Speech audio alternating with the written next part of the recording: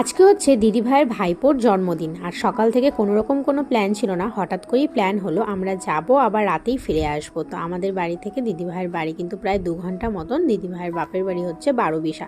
তো তাড়াতাড়ি করে রেডি হচ্ছে, আর রেডি হওয়ার আগে তো আমি সবসময় শাড়ির পিনটা করে রাখি, তারপরেও কিন্তু ভালো করে শাড়ি পরতে পারি না। আর আমি রেডি হয়ে গেছি, আমাকে কেমন লাগছে অবশ্যই কিন্তু কমেন্টে জানিও।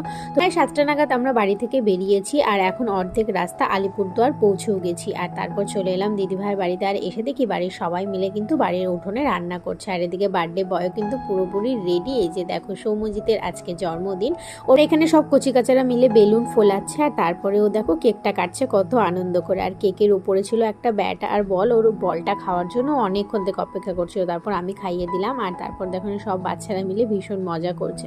আর তারপর এখন খেতে বসে পড়েছি। আর খাওয়ারে ছিল পায়েস, লুচি, ফ্রাইড রাইস আর চিকেন। তারপর খাওয়া দাওয়া শেষ করে আমরা বাড়ি থেকে বেরিয়েছিলাম প্রায় 12টার পরে, আর 2টোর মধ্যে বাড়ি পৌঁছে গিয়েছিলাম।